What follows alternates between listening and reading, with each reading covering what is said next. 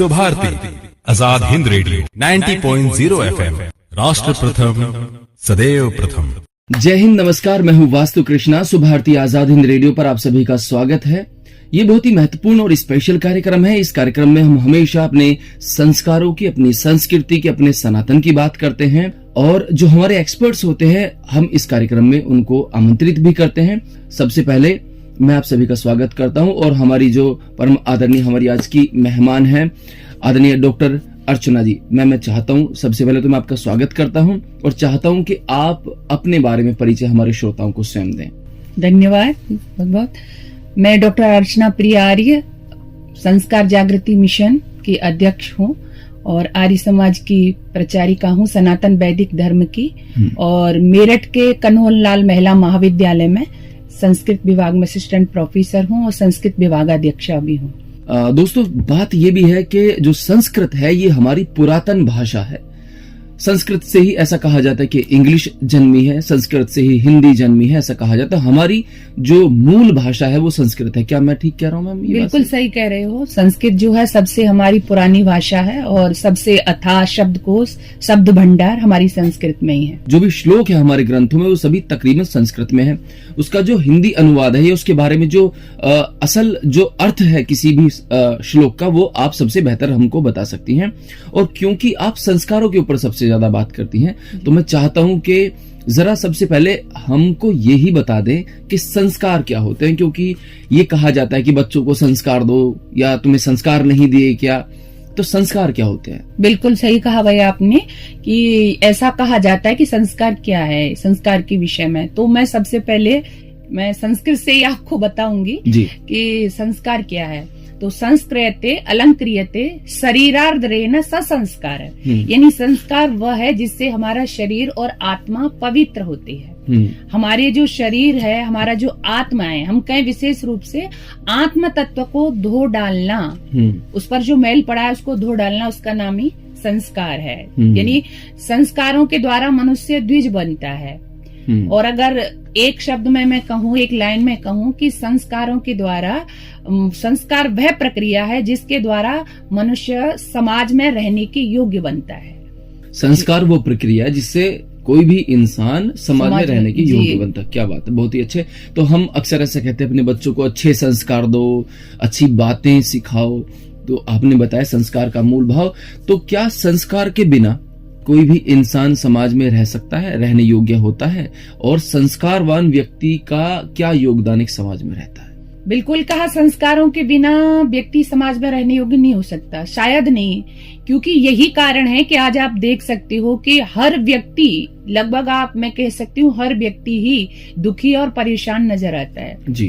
क्योंकि संस्कार क्या है, संस्कार भी व्यक्ति जो होता है, संस्कार इसके अंदर होते हैं। संस्कार हमारी आत्मा को बल प्रदान करते हैं, आत्मिक बल जिसको बोलते हैं, तो बल प्रदान करते हैं, हमारे मन को पवित्र बनाते हैं, हमारे मन में शुद्ध विचार भरते हैं। तो संस्कार प्रक्रिया बहुत आवश्यक है। और जैसा आपने कहा कि जिसके पास संस्कार नहीं है, जो संस्कारित नहीं है, सीधे शब्दों में मैं कहूँ कि संस्कार का मतलब ही ये होता है, जैसे कि आपने देखा होगा कि एक सुनार है और सुनार अपने पास में उसके जो सोना होता है उसको कैसे शुद्ध करता है, वो अग्नि में तपा करके उसको शुद्ध करता है। तो ऐसे ही जो संस्कार प्रक्रिया है उसमें बच्चे को तपा करके शुद्ध किया जाता है, समाज में रहने योग्य बनाया जाता है। तो ये संस्कार में थोड़ा सा और आपको बताऊं, ये संस्कार भी बच्चे पर दो तरह से होते हैं, इसका असर होता है, या मैं कहूँ दो प्रकार के होते हैं। कि एक तो वो होते हैं कि जो बच्चा जन्म ले रहा है उसके जन्म जन्मांतरों के कहते हैं ना संस्कार हैं, और दूसरा वो जिस घर में, जिस परिवार में पैदा हो रहा है उसके संस्कार होते हैं। तो जैसे बच्चा पैदा हुआ, और पैदा होने की तो छोड़ो, जो गर्भ में आया बच्चा, तभी से संस्कार प्रक्रिया शुरू हो जाती है। यानी संस्कारों के द्वारा जैसे बच्चा आता है तो उसको एक घेर दिया जाता है, एक सीमा बांध दी जाती है, और वो सीमा, वो घेरना या संस्कारों की भट्टी में डालना कि जहाँ अच्छाई है, बच्चा अच्छा ही सोचता है, तो इस प्रक्रिया का नाम संस्कार है। क्योंकि ये सहज प्रवृत्ति है मनुष्य की कि अच्छा नहीं तो बुरा सोचेगा, अच्छे विचार नहीं तो मतलब कुछ न कुछ खाली नहीं रह सकता। तो हम अच्छा विचार दें, अच्छे विचारों का अध्ययन करना और बुरे विचारों को निकालना, यही संस्कार है। मैं भी आपको दीदी कहकर ही संबोधित करूंगा। तो दीदी ये बताएं कि क्या केवल माँ का कर्तव्य होता है बच्चों को संस्कार देना, या पिता का और बाकी परिवार की भी जिम्मेदारी होती है? क्योंकि कई बार ये देखा जाता है कि पिता जब शाम को घर वापस आते हैं अपनी ड्यूटी से या नौकरी से, कहते तुमको ध्यान देना है। स्कूल वाले भी ये बोल देते हैं कि माँ बाप को ही ध्यान देना है। तो संस्कार बच्चे को सिखाना क्या केवल माँ का कर्तव्य है? बिल्कुल सही प्रश्न किया आपने, ऐसा मैं भी सुनती हूँ। लेकिन हमारा शतपथ ब्राह्मण ग्रंथ है, जो हमारा ब्राह्मण ग्रंथ बोलते हैं जिनको, अच्छा। तो शतपथकार क्या कहता है कि मातृमान पितृमान आचार्यवान पुरुषो वेद। यानी क्या कहा कि आपने कहा ना कि केवल माँ की जिम्मेदारी, 3 गुरु बताए बच्चे के, यानी 3 की जिम्मेदारी होती है। मातृमान पहली माँ की, दूसरा पिता की और तीसरा आचार्य की। तो तीनों गुरु मिलकर के जब बच्चे का निर्माण करते हैं तभी बच्चा समाज में रहने योग्य बनता है, यानी अच्छा बच्चा बनता है, संस्कारित बनता है। लेकिन माँ की बात, हाँ आपने कहा, माँ की जिम्मेदारी इसलिए ज्यादा बढ़ जाती है कि जिस समय बच्चा माँ के गर्भ में होता है, तो आपने सुना होगा, पढ़ा होगा कि बच्चे की और माँ की धड़कन एक होती है। तो बच्चा माँ के गर्भ में रहता है, यानी बच्चे का माँ से लगाव, अटैचमेंट ज्यादा होता है। आपने कहा ठीक है भाई, पिता सुबह का गया शाम को आ रहा है ना, तो उसको इतना टाइम नहीं मिल रहा, तो माँ के गर्भ में रहता है। तो हमारे 3 संस्कार तो ऐसे हैं कि जब बच्चा गर्भ में होता है तभी कर दिए जाते हैं। तो गर्भ में किसके रह रहा है? वो माँ के रह रहा है। तो अब यहाँ माँ की जिम्मेदारी ज्यादा हो गई भाई, 3 संस्कार तो गर्भ में तभी किए जा रहे हैं और माँ के पास में ज्यादा रहता है। तो माँ जैसी होगी, माँ जैसी होगी, बच्चे पे माँ का प्रभाव पड़ता है और वैसी ही संतान का निर्माण होता है। तो माँ की विशेष जिम्मेदारी भी है और माँ को सावधानी भी रखनी है। कहा है प्रशस्ता धार्मिकी माता विद्यते यस्य स मातृमान, यानी माता वाला किसको कहा गया है? जिसकी माता धार्मिक है, विदुषी है, प्रशस्ता है। ठीक है, तो ये तो हम नहीं कह सकते कि पिता की जिम्मेदारी नहीं है या आचार्य की जिम्मेदारी नहीं है। जिम्मेदारी तो तीनों की ही है, लेकिन माँ का दायित्व तो बहुत ज्यादा बढ़ जाता है। जैसा मैंने बताया कि माँ के संपर्क में बच्चा ज्यादा रहता है, तो माँ जैसा चाहती है वैसा, जैसा संस्कार बच्चे को देती है, बच्चा वैसा बन जाता है। और बहुत सारे उदाहरण भी हैं जी। हम आज राम को याद कर रहे हैं, 9.5 लाख वर्ष हो गए जी। आप उसके पीछे देखें तो माँ कौशल्या ने बड़े जप तप से, बड़े तपस्या के द्वारा उनको तैयार किया था, तब वो हमारे समक्ष थे, है ना। कृष्ण जी का नाम आता है, हनुमान जी का नाम आता है, तो ये शिवाजी का नाम आता है। बहुत हमारी विदुषियां हुई देश में। तो जो है इनके पीछे यदि आप देखेंगे तो माताओं का, पिताओं का बहुत बड़ा योगदान उसमें रहा है। तो पिता की भी भूमिका है, आचार्य की भी भूमिका है, तीनों की भूमिका है। और जिस बच्चे को तीनों गुरु उत्तम मिल जाते हैं, वो हमारे समाज में ये देखने के लिए मिलता है कि जो भी हम इसको कह सकते हैं कि इतना दूषित हो गया है माहौल की सोशल मीडिया की वजह से संस्कार कहीं पीछे छूटते नजर आते हैं। स्वयं देखती होंगी आजकल बच्चियां किस प्रकार की वीडियो बनाकर डालती हैं, तो संस्कार कहाँ पर पीछे छूट जा रहे हैं। और दूसरा एक सवाल ये भी उठता है कि ये जो भी कुछ हो रहा है, ये हमारी भारत की सभ्यता तो कभी भी नहीं थी। बिल्कुल। तो इसके पीछे क्या कारण आपको लगता है? इसका ये कारण ये भी है, आप देख रहे हैं कि बहुत ज्यादा प्रचार प्रसार किसी चीज का, जैसे आपने कहा कि सोशल मीडिया का प्रचार है ना, तो इंस्टा पे रील बना के डाल रही हैं। तो मैंने कहा, एक दिन मैं विचार कर रही थी, पहले हमारे देश में वीरांगनाएं बहुत थी, और आज अगर उनको हम एक नाम दें तो ये रीलांगनाएं ज्यादा हो गई हैं। क्या तो क्या है कि रील बनाना, ये डालना, आपने देखा कि सब लोग देखते भाई अच्छा भी है और बुरा भी है, लेकिन अपनी पर्सनल लाइफ ऐसी भद्दी रील्स में देख रही हूँ कि हमारी बहनें बिना, मैं बोल भी नहीं सकती, इतना कम वस्त्रों में इतनी अभद्र भाषा का प्रयोग करते हुए, तो ये मेरे देश की संस्कृति तो कभी न रही है और न कभी रहेगी। तो वो भटक रही हैं इस तरह के कल्चर में, ये हमारी संस्कृति नहीं है। और ये वातावरण का ही प्रभाव है कि बहुत ज्यादा एक हो रहा है ना कि हमको बहुत फेमस होना है, प्रसिद्ध होना है, मेरे व्यूअर बढ़ गए, मेरा ये हुआ वो हुआ।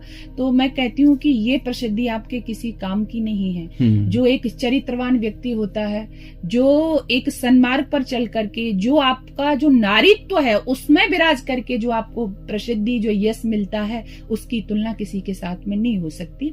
तो ये वातावरण का प्रभाव है, जैसा आपने कहा। और मैं तो कहती हूँ कि हमें इसमें निराश नहीं होना चाहिए।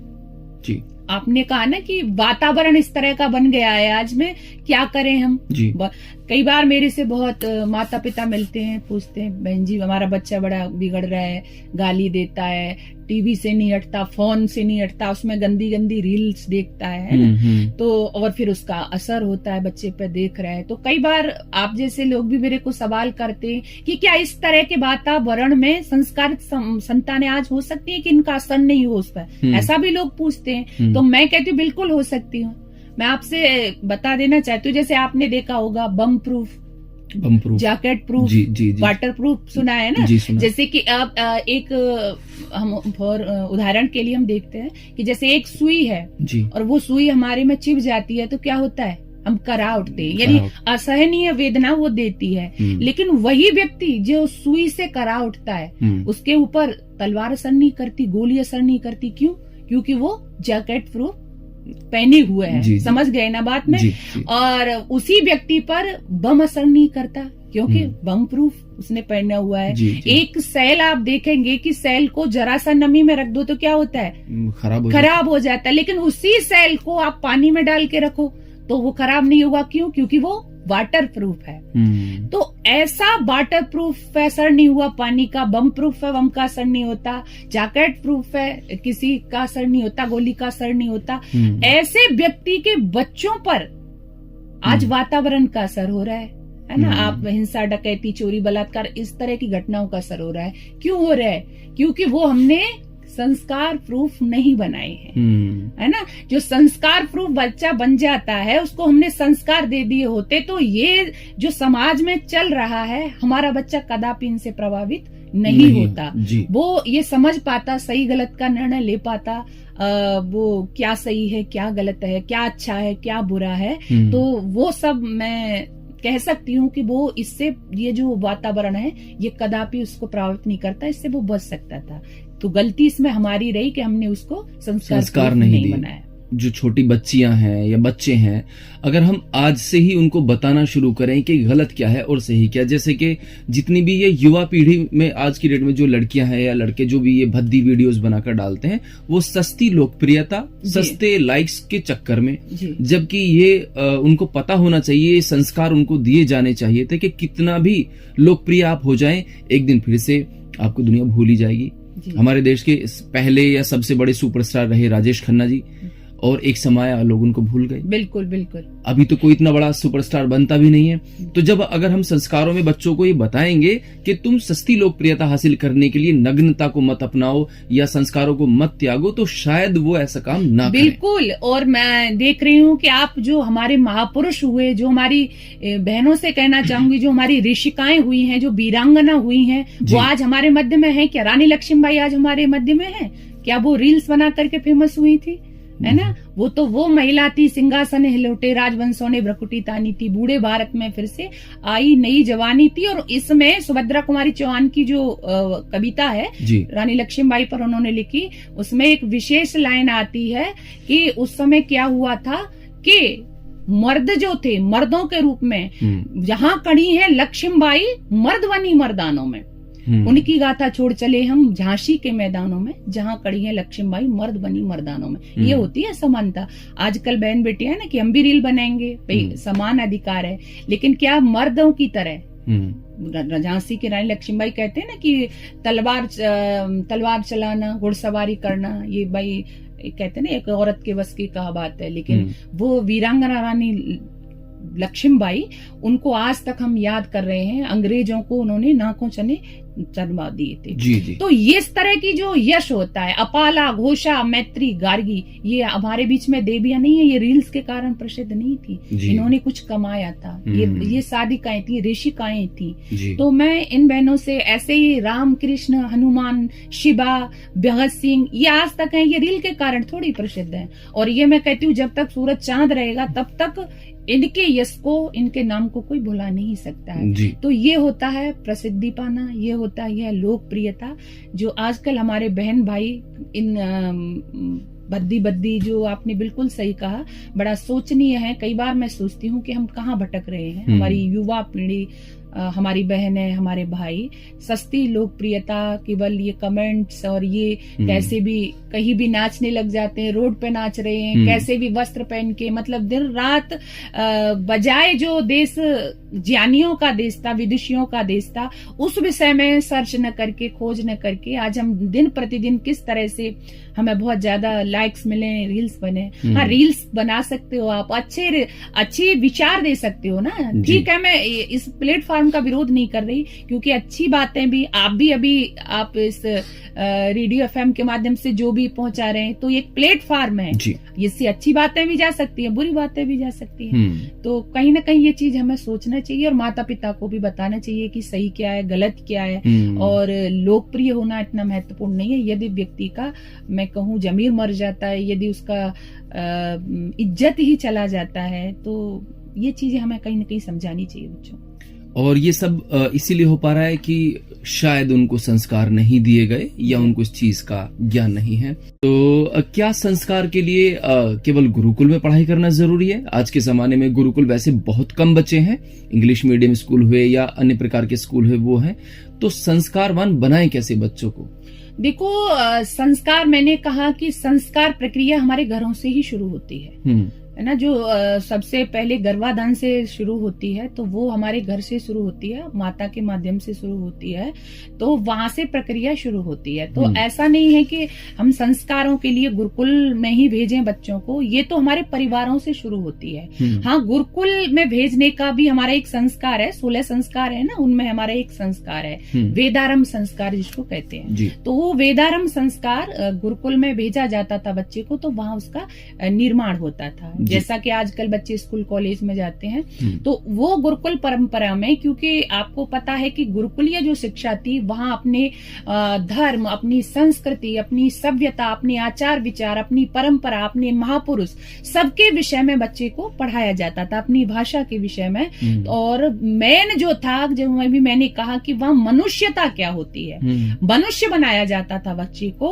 और मनुष्य बनकर के जब वो समाज में आता था, तो फिर आप देखते हैं कि एक गुरुकुल का पढ़ा हुआ बच्चा, एक गुरुकुल से निकला हुआ बच्चा, न कभी भ्रष्ट हो सकता है, न भ्रष्टाचार फैला सकता है, न दुराचारी हो सकता है, न पापाचारी हो सकता है। तो पहले ऐसा ही था, गुरुकुलीय शिक्षा थी। तो आप देख सकते हैं कि राम राज्य की जो हम बात करते हैं, भाई राम भी तो गुरुकुल में ही पढ़े थे ना, है ना, तो हम राम की तो बात करते हैं, लेकिन गुरुकुलीय शिक्षा को नकारते हैं। कृष्ण जी भी तो गुरुकुल में पढ़े थे ना। तो वो गुरुकुलीय परंपरा आज कम इसलिए हो गई है कि हम लोग उधर इंटरेस्ट नहीं दिखा रहे हैं, है ना। हमको अंग्रेजी मीडियम में बच्चे को भेजना है, क्योंकि हमें लग रहा है कि अंग्रेजी नहीं जानेगा बच्चा तो उसका विकास नहीं होगा। तो अंग्रेजी भाषा हो सकती है, लेकिन आज हमने सब कुछ उसको माना हुआ है, ये बहुत गलत है। और हमने क्या, आप ऊपर से देखेंगे कि आप एक पढ़ा लिखा व्यक्ति भी यदि उसको अंग्रेजी नहीं आती, वो चाहे वो एयरपोर्ट पे जा रहा है, चाहे बैंक में जा रहा है, चाहे वो ऑफिस में जा रहा है, कहीं भी जा रहा है, उसको अंग्रेजी नहीं आता, तो वो आपको ठगा सा महसूस करता है। तो ये हमारे देश की ऐसी सिस्टम बन गया है कि अंग्रेजी को हमने सबसे ऊपर पायदान पे खड़ा कर दिया है। संस्कृत की तो बात छोड़ो, हिंदी को भी हम नहीं ला पा रहे हैं। तो इंग्लिश चलता है, हिंदी भी ठीक से हम लोग नहीं जानते, आधे से ज्यादा शब्द, उसको इसीलिए इंग्लिश कहा जाता है। कोई मुश्किल सा शब्द बोल दिया जाए हिंदी का, तो उसका अर्थ पता नहीं होता, समझ नहीं पाते। तो ये सब, इसके लिए गुरुकुलीय शिक्षा जरूरी थी और आज भी है, और है भी। गुरुकुल पढ़ रहे हैं बच्चे। जब तक गुरुकुलीय शिक्षा नहीं आएगी, तब तक हम सोच भी नहीं सकते कि भ्रष्टाचार मुक्त समाज हो जाए, क्योंकि बच्चे बन ही नहीं सकते।